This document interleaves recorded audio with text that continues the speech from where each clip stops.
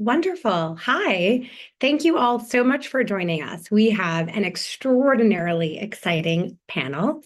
I will do a few brief introductions and then we are going to kick it off. We are really grateful to all of you for joining us. Really excited for this collaboration with Democracy Next, and really grateful to the New America Events team and my colleague Sarah Jacob for making today possible.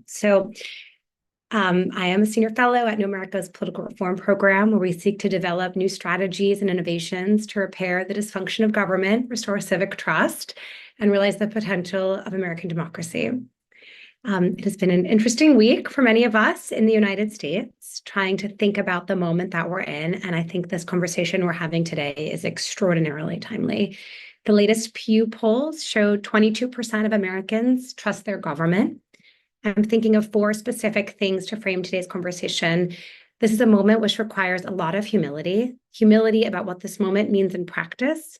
There is a hunger for change to disrupt the status quo and think about disrupting the traditional ways that we do policymaking and think about new models for incorporating resident feedback into decision-making. This is a moment for listening. This is a moment where people across the country and across the world want to be heard, and they want to be heard by those in power. And this is an opportunity to really think about local communities and to evolving power to localities. In the United States context, local communities have always been the laboratories of innovation, and we have a unique moment to understand the experiments happening around the country and to understand how they can revitalize civic trust, civic culture, and our democracy. That brings us to today's event. We could not be more excited and honored to have an awe-inspiring group of leaders here today to tell us about one of the most promising and innovative experiments about citizen assemblies that recently happened in Central Oregon in Deschutes County. There's a lot of important things that we're going to hear about today, but we're going to also hear about the ways that this process on citizen assemblies, and we're so lucky to have some of the world's leading experts on it in this conversation, how they enabled real agency and genuinely a nonpartisan way to bring people together across the aisle, engage young people in decisions that impact them the most, and also leverage credible new technologies. So we are so honored to have Claudia Shevitz joining us, the founder and CEO of Democracy Next. Can't tell you how many years Claudia and I have been scheming and thinking about how to take her exceptional knowledge and expertise of deploying this model, which you'll hear more about its impacts across Europe, here in the United States. We are honored to have Josh Burgess with us, social entrepreneur, impact investor, and board director who has co-founded Democracy Next Central Oregon Civic Action Project and has actually been on the ground in Central Oregon. We have Tammy Bainey, who after 12 years in elected office is the newly appointed executive director of Central Oregon's Intergovernmental Council, the region's council of governments. And finally, Dimitra Palu as head of translational research at MIT Center for Constructive Communication. These models are incredibly important to understand in this moment, and we're going to learn from an example that really just took place in Deschutes and figure out how we can understand this innovation in the wider context. So we're honored to have you all. Please put your questions in the chat. We'll be turning to it. We know there's a lot happening in the world, and we're honored that you've chosen to take an hour of your day to spend it with us. And I assure you it will be a very good use of your hour. So without further ado, I'm going to turn it over to Claudia. Wonderful. Thank you, Holly. And thanks to you and to New America to co-hosting this event with us.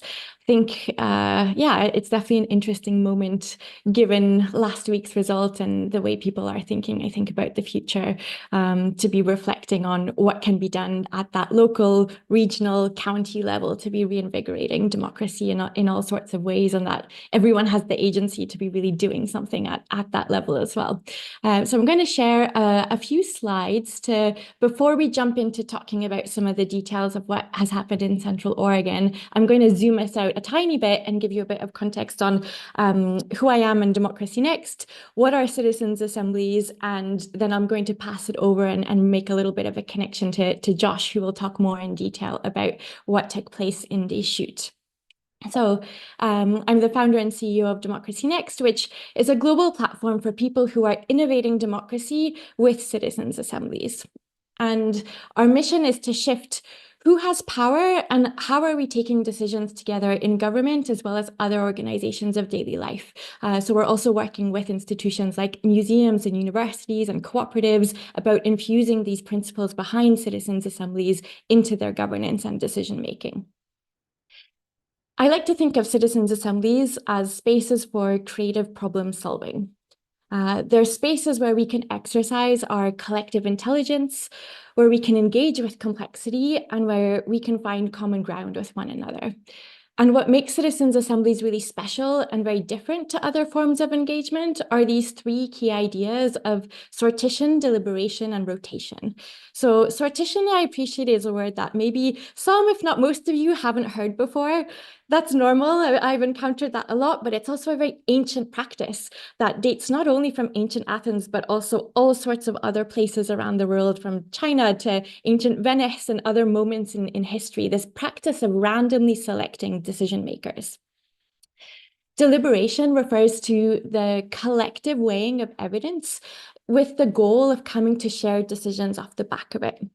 Citizens' assemblies create the structured spaces for that to be possible. And the third principle is rotation, meaning we take turns representing others and being represented. And that goes with the vision of this not just being a one-off project or a tool, but actually the foundation of a new institution where over time there are new members that are being selected. So let me unpack a little bit these three ideas of what does this actually mean in practice. So sortition, how it tends to happen is that there's two stages to it. So in the first instance, there's a very large number of invitations that go out to a population from decision makers, inviting them to put themselves forward as potential assembly members. So in this case, there were 12,750 letters that went out at random across Deschutes County, inviting people to put themselves forward. And that letter had information about what is the problem that's going to be solved by this assembly, how is this process going to work. It answers questions about the fact that people are paid and childcare is provided, all the things that try to help break down barriers to participating and encouraging people to say yes. There's then a second lottery that takes place, but this time with something that's technically called stratification, but all that means is that there's a process in place for that final group to be broadly representative of the community when it comes to things like gender, age, socioeconomic criteria, location, and other factors. And it's a political decision actually to decide upon which criteria do we want that group to be reflective of this community. The main other principle is deliberation. And so that entails creating a structure that has enough time for people to build trust with one another, to be with complexity, and to strengthen agency. So typically in the lead up to these assembly processes, there's wider community engagement that takes place with inputs from that will then feed in to that more broadly representative group that has greater depth to be looking at that evidence as well as other evidence that they'll get from others. And the kind of schema that we have up here, which is from Democracy Next Assembling and Assembly Guide, takes people through what happens in a typical 5-day process. So there's time for people to start to get to know one another, to identify their shared values. This kind of initial moment for people to just meet and start building trust is really important. There's actually academic research which shows that this part of everything, which gets called group building in the academic literature, is actually the most important factor for people's capacity to grapple with complexity in a deliberation. So it's crucial. The longest part of this whole process is learning. So hearing from experts, stakeholders, people with life experience. In this case, in Deschutes, there were numerous people who were either themselves homeless when they were young or are currently experiencing homelessness, as well as people from the different city administrations, the school board, all sorts of various types of expertise were considered. It's obviously not as black and white as like you learn and you deliberate. There's moments of deliberation that happen in between hearing from people, but the point is then you weigh all of that evidence together and you work towards finding consensus on the recommendations that you draft together.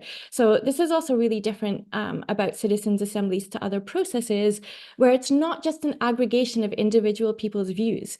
People are doing that hard work of finding at least 75% consensus on those recommendations that they've drafted together, which is why there's some form of vote, and then there's the process of delivering those and the follow-up and the response to them.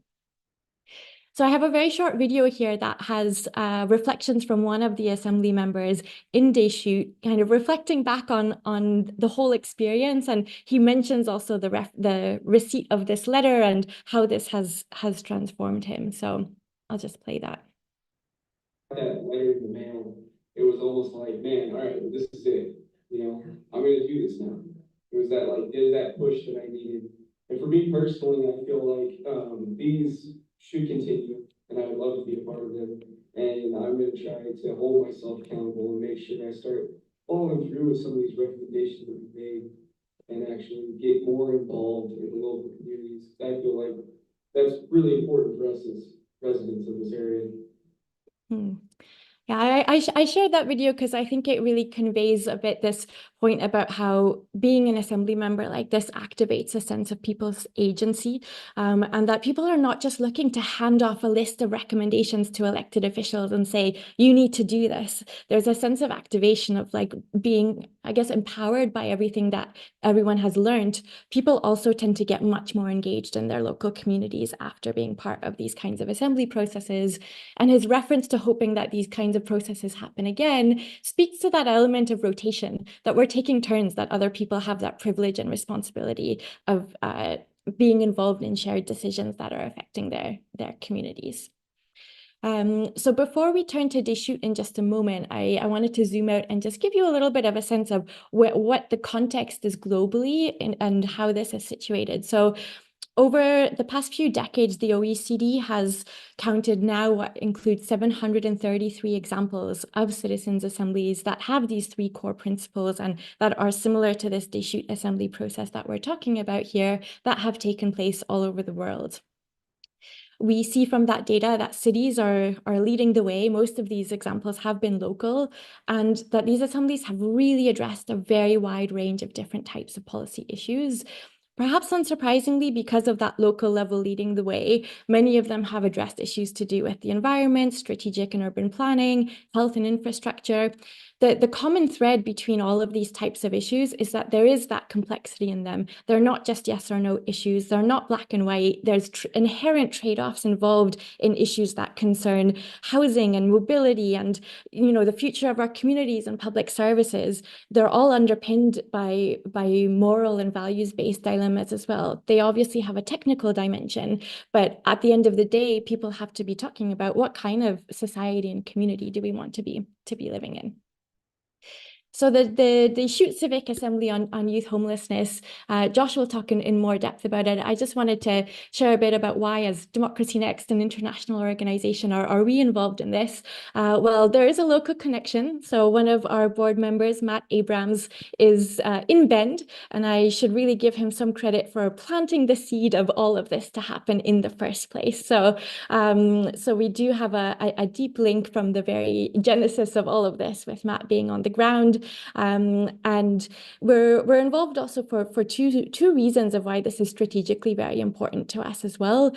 One is that this project is the first time ever that there is that initiative and the move to make this a more than one-off event in assembly. So Josh and Tammy will both speak to this in a little bit, but that was also one of the important reasons of why we felt that this mattered to do this.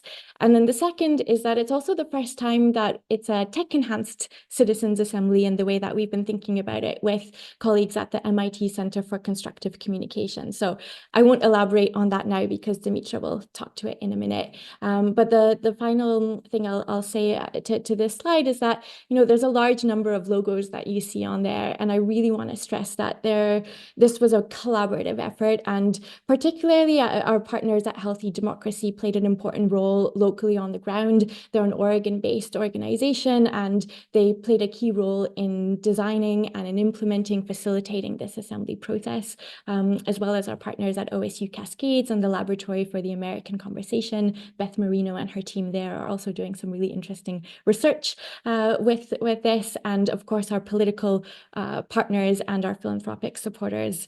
This wouldn't have happened without everyone involved. So the assembly that took place addressed this question of what should our priorities be for building community solutions to prevent and end youth homelessness. And I'm going to pass over to Josh to share more about how it went and share some reflections. While I have the screen sharing ability, wanted to end on just a couple of photos to give you a less abstract sense of what happened and who were some of these assembly members that came from all different corners of Deschutes County to be part of this assembly deliberating together. So thank you very much. Thank you very much, Claudia. I'm not sure if I'm supposed to wait for further introduction, but I think I'm going to jump into it. And just note that typically when I give this presentation, I have to say the things that Claudia just mentioned. So it's nice to have the global expert get it out of the way for me. And I think what I'd like to talk about just briefly is a bit more on why Central Oregon was the focal point for this and how we went about it and what we're looking toward the future. And the why is really a surprise to some people how representative that Central Oregon and this region is of the broader country, both in some sorts of demographics, but also in the challenges that we're experiencing. Bend, Oregon is one of the fastest growing small cities in the country. And because of that, of course, we have many benefits that come from it, a lot of new blood coming in and entrepreneurial energy. But there are also resource constrictions and constraints. There are socioeconomic challenges and inequities that grow out of that. And of course, we also are a small urban center in Bend amidst a thriving region that is very rural. And those being in very close connection to one another sort of amplifies at sometimes some of the rural-urban divides that we've been hearing about throughout this campaign process and the election. And because of that, about a year ago, when the idea was really gathering some momentum here to do a civic assembly, a citizens assembly, everyone was calling it the Bend Assembly. We quickly realized that that wasn't fair to this region as a whole, and switched over to what you see in my name, the Central Oregon Civic Action Project, with a goal of actually crossing the urban-rural divisions, bringing all three counties that are a part of this community, along with the Confederated Tribes of Warm Springs, the tribal confederation here. And but then that seemed a bit too big. So for the first try, we sort of shrank it down to Deschutes County, which is the principal population area in Central Oregon. And of course, this topic of youth homelessness across the nation, we're experiencing challenges with homelessness, particularly challenging here on young people and young adults. And that's within school systems, that's people who are matriculating from the foster care system. We arrived at this in as democratic a way as we could by polling people around the community, by having numerous conversations over the course of 6 months or so. We settled on this topic and then started to move into how do we actually ensure that we're bringing people together. We can encourage people to have some of these positive effects that Claudia referred to, helping to bridge these divides that exist here, helping to achieve better governance outcomes, helping to rebuild some of the trust between the local community and government officials. And to that end, the first thing we decided needed to be done as a prerequisite was to get formal buy-in from local government officials. And we were fortunate here, very fortunate to have both professional administrators and elected officials from both sides of the aisle who were willing to take a leap of faith and agree in advance to receive these recommendations at the end of the assembly, and then to also publicly debate and report back to the community on whether or not they'll implement the recommendations. So we got to the point where we had set out and done our sortition process, and on the 14th of September, a bunch of intrepid and somewhat skeptical and concerned people unsure of their surroundings walked into the university. We had an elk hunter sitting next to an acupuncturist, a high school junior sitting next to a retired Columbia River barge pilot, a retired attorney sitting next to a person currently experiencing homelessness, living in a shelter. And from the get-go, there was indeed some skepticism. Will I be heard? We were able to get a representative group that truly looked like and mirrored the demographics of Deschutes County.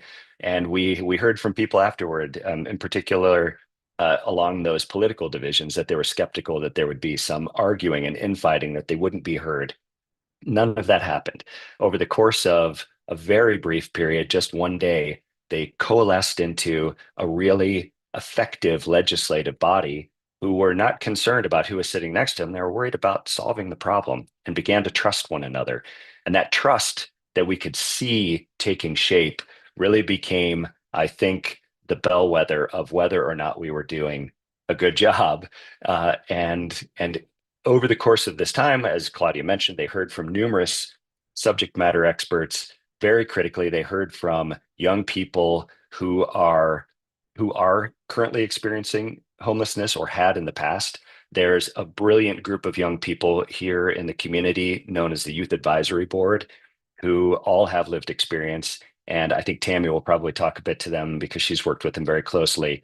But we collaborated extraordinarily closely with them. They lended their expertise as well as their personal experiences, which brought people together more closely. And I think the key takeaway that I took from watching this group over the course of 5 days, learning, deliberating, and then formulating recommendations, was that they truly did take this role of responsibility very, very seriously.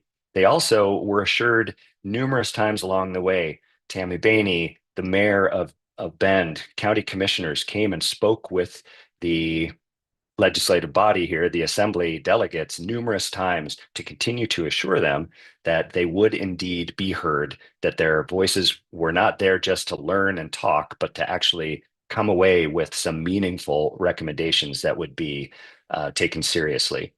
And that skepticism turned to support from elected officials, turned to belief and hope. The number of people at the end of the assembly who walked away saying, we truly felt heard for the first time ever. We now have hope. We believe in our fellow citizens and residents, was truly inspiring. And that trust that came from it really goes into what comes next. And here we don't intend for this to be a one-off. From the get-go, we've been doing parallel planning on how to take the success and the positive impact and some of the measurable impacts from this first assembly and translate that into momentum to move forward and build a public-private partnership here locally that gains public funding, which will also be moving toward the state to hopefully gain some public funding across the state, but also from the local jurisdictions, local foundations, and philanthropic sources. Of course, the university that Claudia referred to, we're talking about developing some curriculum on deliberative democracy, working across the board with the community college and across this region. We've already presented the recommendations to the board of the Central Oregon Intergovernmental Council. And in essence, now they will take this back to the jurisdictions. We'll be working with the city councils and the county administrators.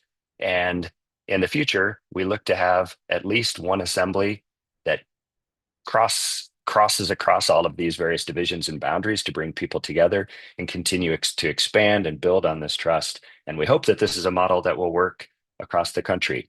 And I think that's a great place for me to pause and hand it over to Tammy to talk about what it means for elected officials here and everything else, that the expertise that she's brought in the support.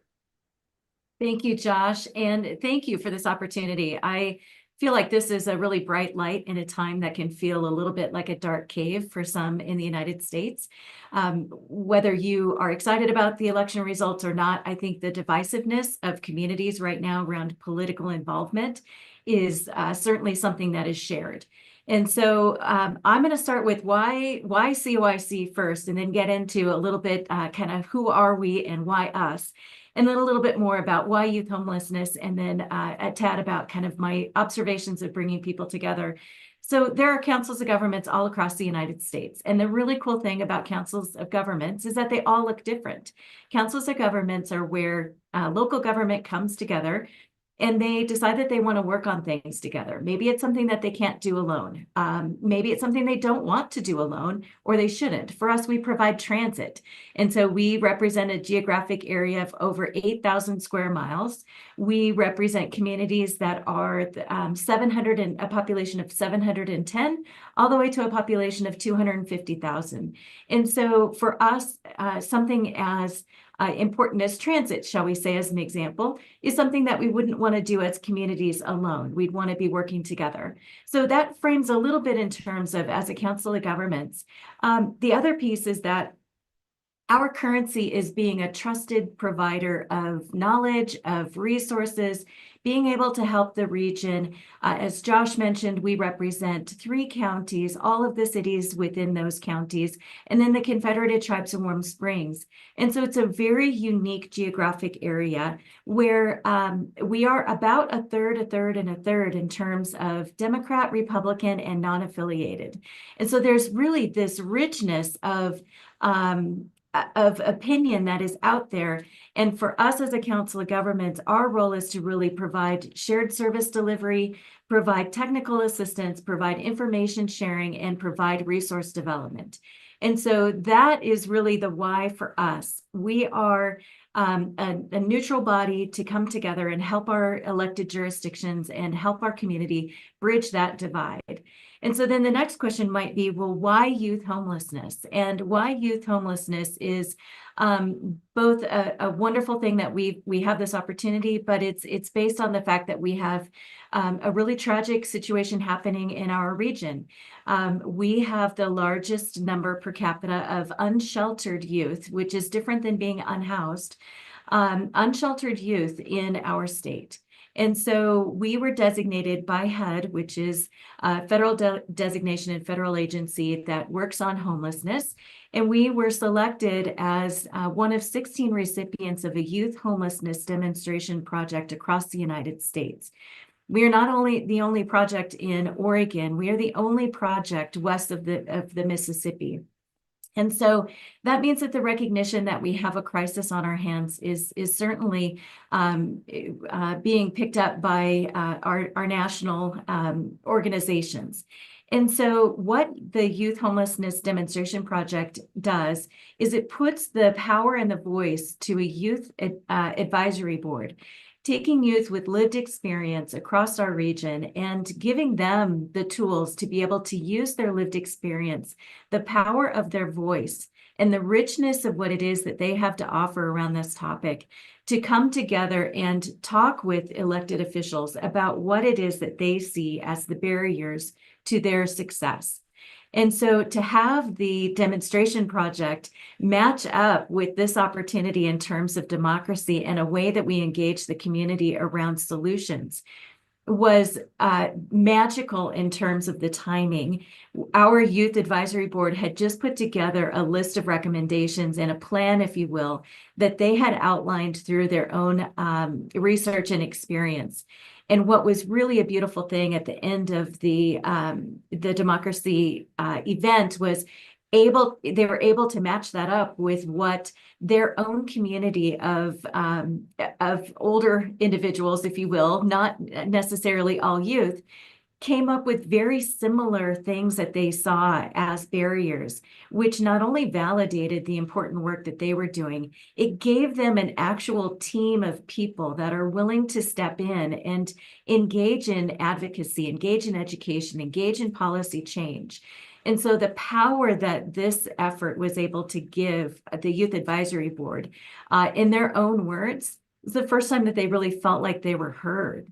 And so for us, the why is, how do we use our organization and our board of directors, which is comprised of each of those jurisdictions in that geographic area, to give them the information that not only the community, but our youth also were saying we need to be leaning into in terms of affecting change and creating prosperity and quality of life, not only for the community at large, but in particular part of our community that is currently in crisis. So I'm going to pause there for a minute. I know we have other questions. I don't want to get too far ahead of where we end up going, but just wanted to share the why. we are the organization that we hope to continue this work going forward with. And whether that's a small project that happens in a community of 800, or whether that's a project that includes all of the jurisdictions that we've mentioned previously. So we're super excited to be partners in this and appreciate the opportunity to come and share today.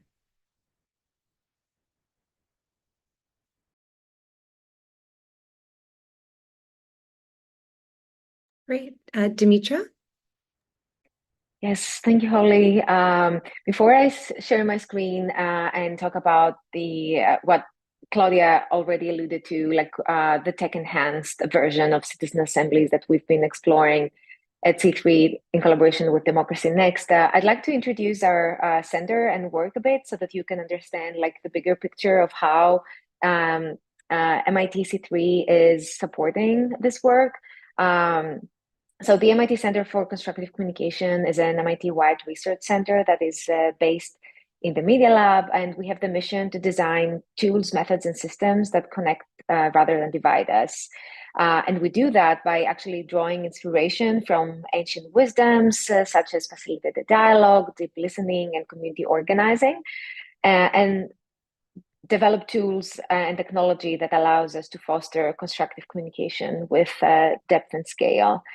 So all of our work at the intersection of dialogue and technology has been very aligned with the work that Claudia and Democracy Next have been leading. So more than a year ago, we launched a pop-up lab that allows us to build on each other's work and also design together the kind of tech that we envision to support deliberation, and the kind of tech that actually feels fitting and appropriate in the context of citizen assemblies.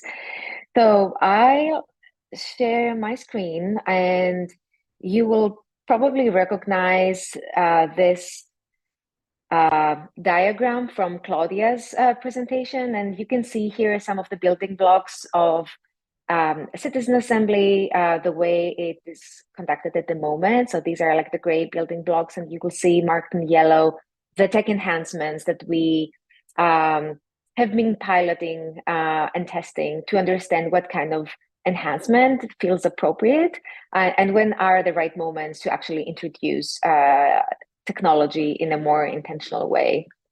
So Claudia shared some photos during her presentation, and you saw that while we did say that this was the first ever tech-enhanced citizen assembly, you didn't actually see the tech. And that was one of our main intentions, not to have the technology disrupt a process that is human-led, but actually have the technology in the background supporting the process. So as you all know, citizen assemblies are a very complicated model. People meet in small groups, then they meet in plenaries, then they meet again in small groups. So for us to really understand what kind of tech is needed and when, we wanted to start by first capturing the entirety of the citizen assembly. So what we were able to accomplish in the civic assembly that took place in Deschutes County was to record the entirety of it so that we're able to then analyze all the conversations, the data, and the transcripts of the sessions that were hosted, so that we can, in retrospect, understand what kind of tech is needed and when. So, just to help you understand a little bit better the diagram that I'm sharing here, is basically you can think of the tech enhancements in 3 different phases. One is before the assembly even begins, during the assembly, and after the assembly. So before the assembly even begins, we envision engaging in community listening and engagement efforts following an approach that we have been using at C3 for years that builds on the model of small group experience-based facilitated conversations as a way of capturing the community's diverse perspective into the topic of the assembly, and then use AI tools to analyze and synthesize perspectives from this wide range of community members. And you can think of technology here as like a listening partner, helping organizers capture the concerns, the values, the ideas that are most important to the wider public. And you'll see here that we have an arrow because we really think that this kind of community listening can directly inform the learning phase of the citizen assembly and actually help the delegates diversify their different points of view before they actually engage in the hard work of deliberation during the assembly itself. Once the assembly starts, technology can play a unique role in supporting facilitators and participants, not by taking over, but actually by enhancing the human dynamics in the room. So AI tools can help provide real-time insights into group interactions, enabling facilitators to identify moments when quieter voices might need a boost, or when discussions may need rebalancing. We also strongly believe in the power of visualizations to help the group understand and start making sense of the conversations that are happening, as we understand that being a delegate in an assembly requires the mental load to be able to capture and synthesize all the information that the delegates are receiving from experts, from community members who have direct lived experiences about the topic that is being under discussion, and also from all the different interactions they have with each other. At the same time, real-time sense-making tools can also help the participants follow complicated discussions, capturing evolving ideas, identify emerging points of consensus, but also identify what perspectives are they missing from the conversations, whose voice is not represented. At the end of it, after the assembly, the tech also can help create clear and accessible public archives grounded in voice that can actually document the journey of the assembly, what was discussed, how conclusions were reached, why certain decisions were made. And these archives don't just store information. We think of them as tools that can tell the story of the assembly. And by making this information more open and transparent, we can build trust and enable the community to continue engaging with the assembly's work. I'd like to talk a little bit about, why tech? Why do we even need it? If it's a human-led process, what is the difference that tech can make? So, and I'd like, to make two arguments that Claudia and I have been, fleshing out and deepening as our work evolves. First is we believe that tech can actually enhance the legitimacy of citizen assemblies through transparency and trust. Pre-assembly tools such as the ones I described for citizen engagement can engage a wide range of perspectives by gathering insights from the broader communities, ensuring that the process generally reflects a cross-section of the society. And we believe that this broader representation can lend legitimacy to the assembly, as it can capture the values, the needs, the concerns of diverse demographics, establishing it as a legitimate forum for decision-making. Also, during the assembly, can help us by generating comprehensive, accessible records of the deliberative process, capturing not just only the final decisions that we often see being captured in a very large PDF report, but make the whole process of the assembly be more interactive and engaging, so that we can also raise more awareness into the model of deliberative assemblies.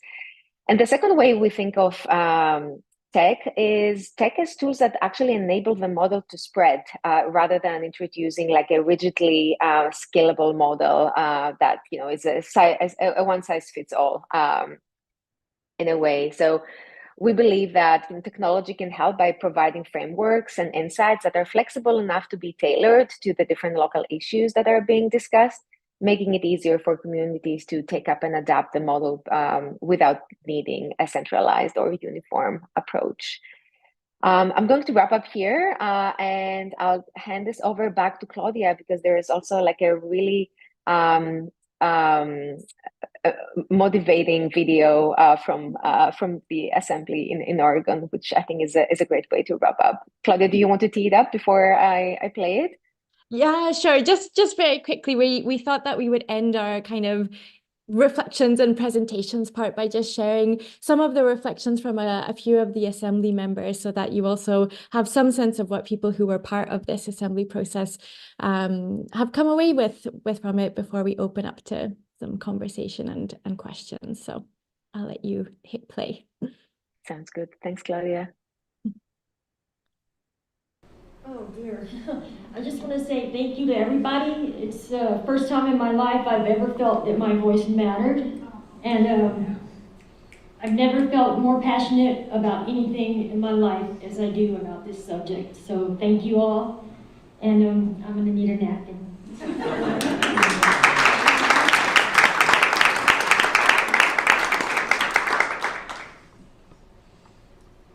Brenda and I and a few others of us got on as alternates, and as for me, I'm so glad that I did. It was not as hard as it could have been because of all of you, all of your wisdom and your hard work. Just impressed me over and over, and it was about 1,000 times more fun than I thought it would be. Thank you.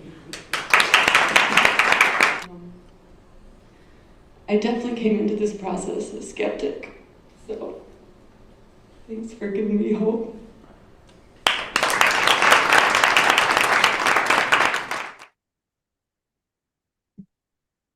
Fantastic. Well, thank you all. You can see why you're so excited and so honored to have such a rich and diverse set of perspectives. We have a lot of great questions. If you have another burning question out there on the interwebs, please put it. There's a lot to dive in here, so I'm going to try to synthesize in real time. One of the things, we think a lot about on the political reform team is effective polarization. And I think one of the things you all have spoke really beautifully about, Tammy, I love what you said about this is a bright spot in a dark cave. Maybe you could help us understand how, you structured this process to really bring in these diverse viewpoints across partisan lines, how you were able to sort of take people out from that initial, I begin in place X, but I need to move to place Y. And then also sort of some of the pushback that you've encountered as setting this up. I would say it was not easy at the get-go, but none of this is, and there's a beauty in that. And so I wouldn't shy from that piece. I think what we've outlined in terms of how the selection and the sortation worked in terms of getting the right group of individuals, it was creating a space where it feels safe. It feels okay to have a differing opinion. It was learning about each other to begin with. Instead of learning about the topic right away, it was understanding who we are as individuals and what we bring to this work and to this topic as a human to human. And what I witnessed hearing the first comments about, I sure hope this works, or wouldn't it be great if finally we're heard, or I've been part of different things over many years, and I we do this and then it goes on a shelf and no one ever follows up with the things that we provided. We also heard a lot around to engage local government. Usually it's during a time when people are working, or if you have young children, or you have maybe an aging parent, or, or we create barriers to engagement with local officials as well. And so on the flip side, we had elected officials saying, well, what does this mean? I'm going to be receiving these recommendations. And what if I don't agree with all of the recommendations? What if I fundamentally feel like a direction isn't the right one? It's giving space for that to be able to say, that's okay. What we're asking for is the opportunity to talk about it as a community. What we're asking for is the exploration of these ideas and possible solutions to some really sticky, really meaningful issues. And so what I witnessed was those that came in with healthy skepticism were moved emotionally about the impact, not just of the engagement around the topic, but we created an environment where the differing opinions gave even more life to the reality of what the lived experience is as a community member and those impacted with youth homelessness. And resounding from everyone, we want to continue to do this. When is the next one? What is the next topic? Matter of fact, they were coming up with topics. They had great ideas of, we need to actually explore this part of this topic. We need to be leaning in on this area. And so the excitement and the momentum and the trust that was built is something that was truly magical. And Josh, I'll pause there. I don't know if you have more, you were more involved in the actual setting of the table. I couldn't have hoped to state it more eloquently, but I think for the table setting process, there's a core element of the facilitation and moderation that goes into this. And Claudia alluded to our partners, Healthy Democracy, who really did set the table for the delegates by stating upfront, we're here to assist you. This is your process. You will be making the decisions. You'll be drawing on the knowledge of the community to really learn here. We tried to maintain transparency, but also as much hands-off nature as possible to let that sense of agency and ownership grow. And over the course of the first day, you could see the sort of concern and skepticism grow into confidence and a sense of urgency to get things done. I think it's really core to understand what happens when human beings get together and actually talk. With not no denigration of our virtual assembly right here, but when people are talking in social media comment sections, there's a freedom to not be as kind as we are once we're sitting across and hearing people's personal stories. And I think that's an important aspect of what we hope and what has been proven time and again in Claudia's OECD research to happen is when you bring the people together, there's a ripple effect to the broader community of the immediate circles, the friends, the storytelling that we're doing, making a mini documentary here to ensure that word gets out and it's not just impacting a small group of people. Yeah, that's really powerful. And yeah, big kudos to Healthy Democracy, extraordinary on the ground partner in all of this. We've written about their work in other places in New America.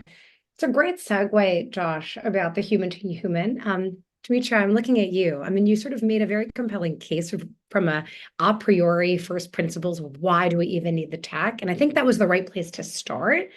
I would be curious if there was any backlash or if you saw people who felt a little bit uncomfortable, they're engaging with public officials. Now there's AI listening to me.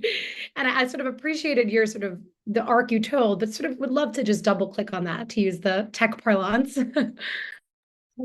Absolutely, Holly. Just to make things clear, during the assembly that took place in Oregon, we didn't introduce any AI tools at all. We focused on recording the entirety of the assembly to be able to then go back to understanding like the full flow and all the intentionality behind the human-led process of an assembly to understand when does it make the most sense to introduce technology. But the fact that the delegates gave their consent to be recorded, that was a huge leap anyway. And out of the 30 delegates, there were only 2 who didn't agree to be recorded. So we followed a full consent mechanism to make sure that everyone had all the right information to understand why recording all of the sessions is important. And I would say that people were overall like very enthusiastic about the fact that they could also contribute to advancing the research around deliberation. Many of them had the interest to actually have access to the recordings and the transcripts so that they can understand, what went well, how did they do in their small groups, and actually a very exciting opportunity that we didn't think of when we started this collaboration is the fact that since we now have this amazing data set of all the recordings, we can actually support the young delegates in all of the advocacy work that they will be doing, advocating for, pushing forward the recommendations that they came up with, because they can bring not just, summarized summaries of what took place during the assembly or indirect quotes. One of the ways we've been using the technology in our work is to actually create medleys of highlights of these conversations and bring people's original voices into the process. And that really makes an impact in terms of listening to what people's experiences were, their direct opinions, rather than, introducing like a more mediated format. So we're excited to work with Josh, Tammy, and Claudia to explore how we might be able to support these delegates in the subcommittees they will form. Well, that's a perfect segue to one of my questions, sort of what comes next? I mean, as we think about sort of, Josh, you made this great point of like institutionalizing it, not making this a one-off, leveraging public dollars. We've been writing about here, like how do you use blended capital, leveraging catalytic investment from philanthropy, but really, I think ultimately to be a sustainable field, we need private, public, and philanthropic capital. So we'd be curious to hear a little bit about what's next, including the timeline for the documentary. And Demetra, that was a really crisp answer. I love the idea of sort of capturing the stories to tell them back to people. That kind of, when we think about just from the top of the hour, that lack of trust, right? The lack of legitimacy, but people trust one another. And so the more we can create these containers to inject that one-to-one trust, I think the more ripple effects we have from these processes. Yeah, thank you for that. And the documentary should be out. It's a brief one. It's going to be 7 to 8 minutes. Should be out by the end of this month. And we hope that that's able to be used by communities around the country, further afield, as evidence of what can come out of this type of deliberative democracy. For what comes ahead for us, I think some of the lessons learned that we'll take with us as a partnership and a new entity, kind of a pilot project here. We need to do better on our public engagement, even though I think we're helping to enhance the government's public engagement here. We need to up our social media game. We need to, I spent 6 months speaking with dozens of community groups, but one person doing that can only get so far. And we also, I think, in this new political environment, need to just be more upfront and transparent in acknowledging why we're doing this and why we think, meet people where they are in our engagements. As a veteran, I feel I have perhaps at this point in time a unique ability to walk into any space and have some legitimacy up front. I have to then maintain that by being transparent and honest and meeting people where they are. I think that's really a core element here.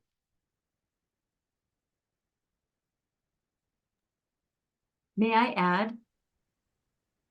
My hope and goal for this would be that our local governments use this as a tool in their outreach and engagement, and it becomes something that is an asset that is just on their list of things that they are doing as they engage homeowners associations, as they're engaging around issues of where should we site the next landfill, or what do we want to do with this particular property that is in public ownership, or how do we want to expand our transit? How do we want to create more affordable housing? What do we need to be doing to get sustainable funding for these things?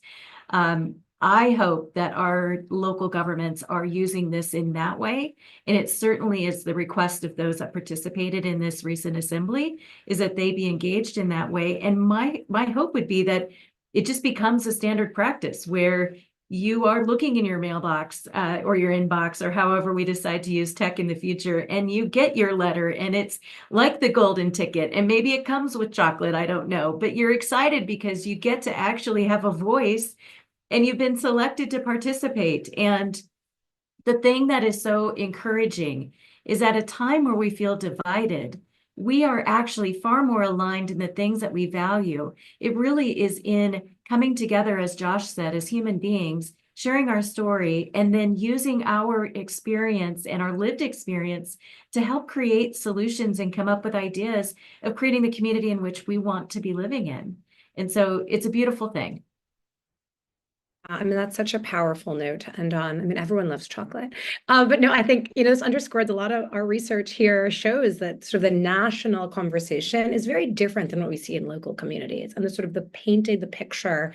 Claudia, I'm going to turn it over to you if you have anything final you want to add, including very briefly how the information was presented to folks during this, because that's another sort of thing that we're getting a bunch of questions on from the audience. And it's really these questions of sort of, it goes back to these core themes of trust, legitimacy, access information, data, and then we'll wrap up. I mean, I could talk with you all forever.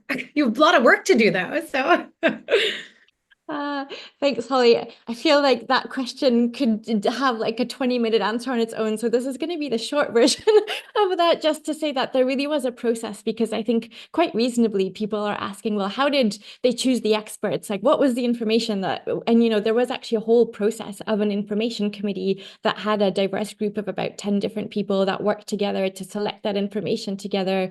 The assembly members were able to also request additional information, and it took a variety of forms of people receiving written documents, having access to various videos, but more importantly, they actually had time to have conversations with all sorts of different people who were either there from the school board, but also there like sharing their life experiences. And I think all of that was the richness of the diversity of that information, and the breadth and the transparency of how it was all chosen really matters. So there's a very detailed section on DebNext's assembly guide for those who want to go into the details and the literature and the citations, because I recognize it's important. And perhaps to end on a less nerdy note, and just to say that, especially listening to Tammy just now too, I really hope that this inspires other cities and counties, and actually maybe city centers of government in other parts of the United States. There is maybe something about that level being interesting, because I think there's something around 300 of them, if I remember correctly from previous conversations, Josh,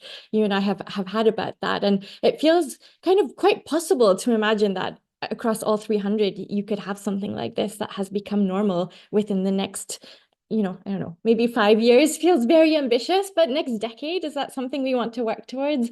It feels like a wonderful thing, at least to have as a goal in mind, to bring forth really that human aspect into something that becomes a very normal part of how democracy is functioning. So I will end on that note and hand over to you so we can end on That's time. great. Yeah, well, end on time. I think a big thank you to all of you, Tammy, Dimitra, Claudia, Josh, also Lucy at Democracy Next, Sarah, and the New America Events team. It takes a lot of people to put these events together. And to all of you out there who have spent an hour with us, we will follow up with some of the links that we've discussed. We're all eager to see this documentary, Josh. And we're grateful for, I think we'll end on the bright spot in the dark cave, coming together, investing in people, investing in what works, having a touch of humility, and trying to really reinvent and reinvigorate our democracy one assembly at a time. So with gratitude to all of you, thank you very much.